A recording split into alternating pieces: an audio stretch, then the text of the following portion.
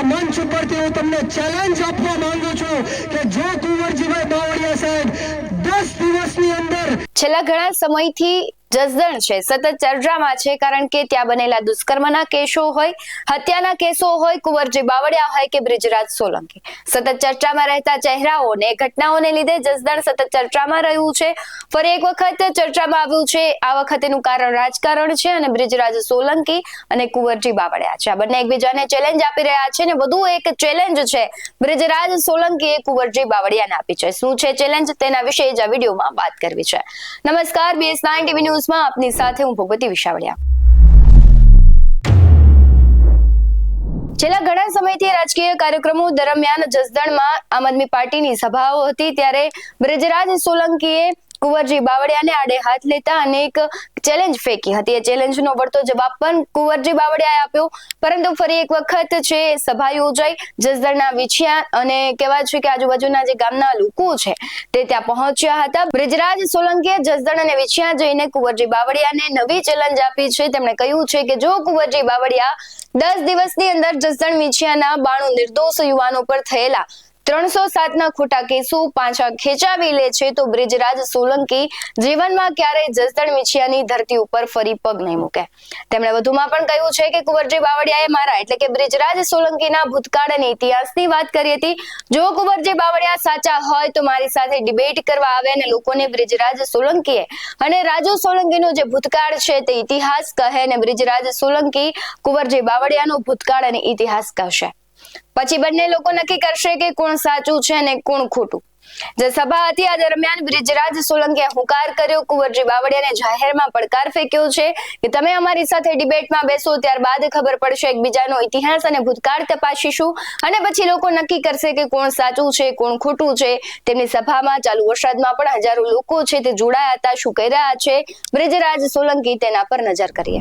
ત્યારે પણ ચેલેન્જ આપી હતી અને આજે પણ હું ચેલેન્જ આપું છું કે જો કુંવરજીભાઈ બાવળિયા સાહેબ આ વિસ્તારના ધારાસભ્યના વિસ્તારના કેબિનેટ મંત્રી એવું કહી રહ્યા છે લોકોને કે બ્રિજરાજભાઈ જસદણ અને વિછિયાની અંદર રાજકારણ કરવા માટે આવી રહ્યા છે, ચૂંટણી લડવા માટે આવી રહ્યા છે, ત્યારે આ મંચ ઉપરથી હું તમને ચેલેન્જ આપવા માંગુ છું કે જો કુંવરજીભાઈ બાવળિયા સાહેબ 10 દિવસની અંદર આ 92 જણાના કેસ પાછા ખેંચાવી લે તો બ્રિજરાજ સોલંકી જીવનમાં ક્યારેય જસદણ વિછિયાની અંદર પગ નહીં મૂકે. મિત્રો,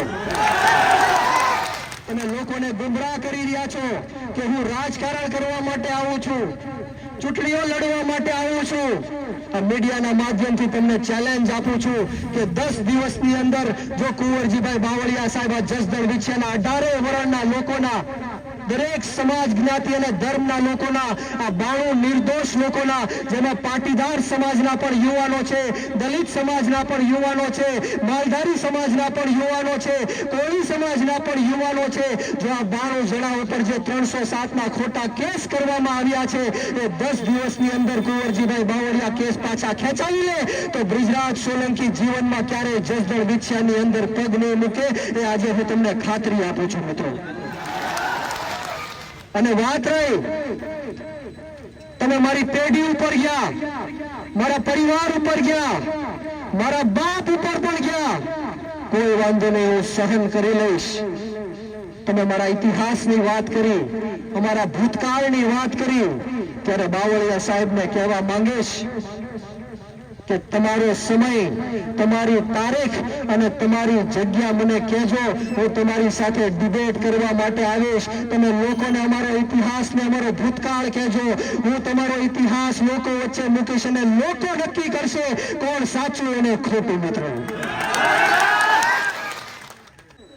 અને કુંવરજીભાઈ બાવળિયા સાહેબને કહેવા માંગુ છું કે તમે મારા વડીલ હતા, વડીલ છો અને વડીલ જ રહેશો. તમે ભલે મને ગાળો આપી, ભલે મને મારા વિશે ઘસાતું બોલ્યા, મને અપશબ્દ કીધા, હું તો એક 30 વર્ષનો યુવાન છું.